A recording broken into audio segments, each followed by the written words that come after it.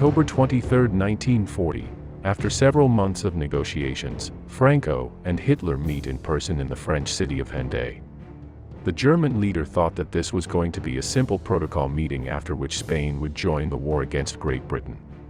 However, what happened there was very different from what the Führer expected, and he finally ended up leaving Hendaye totally unhinged by Franco's attitude. Despite the fact that more than 80 years have passed since this event, today it is still highly politicized and there is no consensus about what happened there.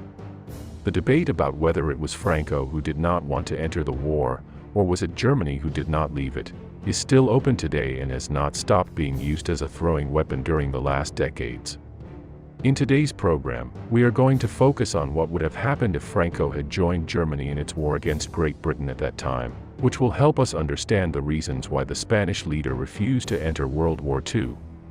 The first element that we have to focus on is the poor economic and social situation in which Spain was in 1940, just 1 year after the end of the Civil War.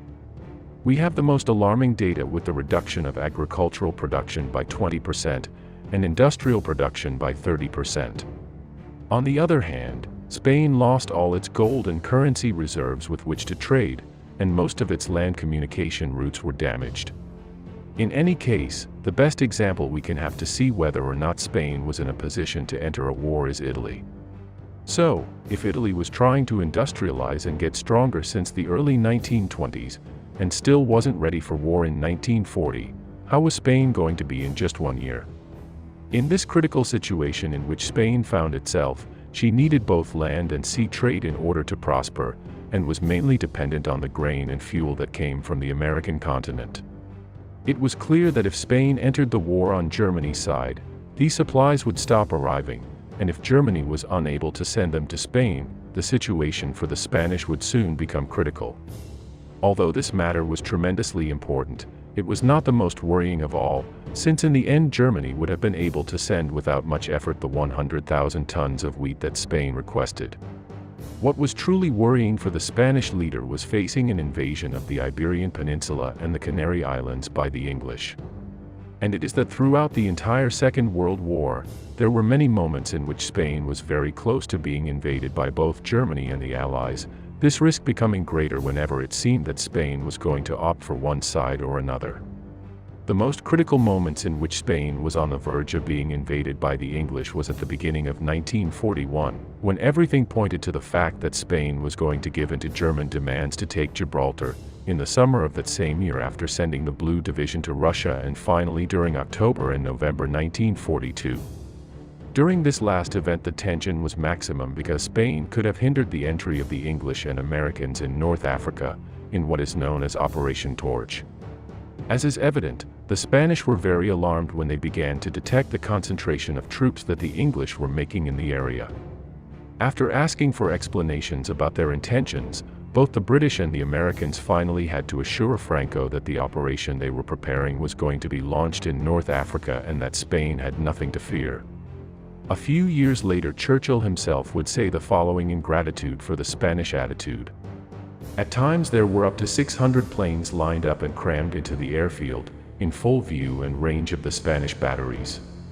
The Spaniards ignored the situation of Gibraltar where, in addition to the planes, a large number of ships were anchored, always within reach of the Spanish batteries. Having seen this, let's move on to the question at hand about what would have happened if Franco had allied himself with Germany, as so many European countries did. In the first place, it is almost certain that Germany would have conquered Gibraltar in a very fast operation for which it was already prepared at the beginning of 1941, but on the other hand, the Canary Islands would have been attacked and occupied by the English. Then all the sea routes to Spain would have been closed, cutting off both grain and fuel entering Spain, as well as other raw materials that the Spanish exported. We do not know to what extent the fall of Gibraltar would have affected the British Empire, but the analysts of the time, including Franco himself, affirmed that if the Suez Canal had not been taken, the Mediterranean would have remained open. Thus, and following the British way of acting in the peripheral war, most likely, as it did in Norway and Greece, it would also have tried to take the war to the Iberian Peninsula. This would have led to the landing of numerous British divisions in Spain that would have fought against the Spanish and Germans. In addition to the English, the Americans would also have entered Spain once the country had been in conflict, as it was from the end of 1941. These two were the main risks that Spain had to assume if it openly allied itself with Germany, and as is evident, they are well above the benefit that it could obtain from the Germans.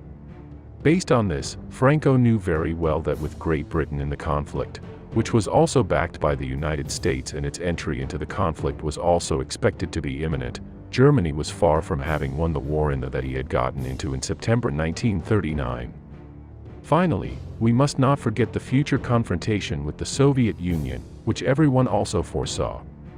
Thus, although when Hitler came to visit Franco he did so with a very large air of superiority, the Spanish caudillo was in charge of making him see that the situation could still get very complicated and that Spain needed many more guarantees. The clearest proof of this we have during the meeting that Franco held with Mussolini in February 1941 in Bordighera. In it, Mussolini had to pressure Franco to enter the war, as Hitler had demanded. Franco very intelligently brought the conversation down to earth, and both leaders ended up talking about the problems their respective countries had and the difficulties they faced in the future. Despite the fact that neither the invasion of the Soviet Union nor the Italian disaster in Greece had yet occurred, Franco told Mussolini the following: "Duce, if you could get out of the war, would you?" To which the Italian could not but answer with the same frankness with which the question had been asked and said, "Certainly, certainly." So, how was Mussolini going to convince Franco to enter the war if what the Italian wanted most was to get out of it? Without a doubt, what the Italian leader believed when he went to war against France and Great Britain on June 10 was that both countries were going to surrender imminently after their defeat against Germany, but the British stood up and this would be the source of all your future problems. As we have seen, if Franco did not enter World War II as an ally of Germany in late 1940, early 1941, and even in the summer of that same year when it looked like the Soviet Union was going to collapse, he was not going to when later everything turned against the Germans. Instead of that, his actions were based on giving evasions to everyone and trying to please one and the other, in an attempt to buy time until the focus of the war moved away from Spain and was located in other regions as happened from the beginning of 1943. It was at this point that Spain returned to its status as a second-rate power, lacking any interest for the various contenders. Soon no one would remember that for a few months between the spring of 1940 and the fall-winter of 1942, both sides had courted Franco with incredible persistence.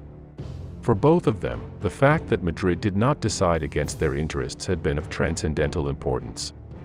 Curiously enough, both the Germans and the British had promised him that they would eventually give him Gibraltar if he remained loyal to them. Although the English requirement to return Gibraltar was that Spain remained neutral, they ultimately did not keep their promise. And well, after having analyzed all these points, I think that the best summary is that Spain had very little to gain if it entered the war on the side of Germany, and practically everything to lose, because even if Germany achieved victories in Africa or in the Soviet Union, it is evident that the Iberian Peninsula would have become a new combat front. The book that I have used to offer you this program has been the one by Fernando Paz entitled Franco's Neutrality, which I recommend if you are interested in the role that Spain played during these first years of the conflict. Thank you all for being a part of this community, and especially the sponsors who make this possible. Subscribe and share this program if you liked it, and we'll see each other again here as always, next Wednesday and Sunday. See you soon.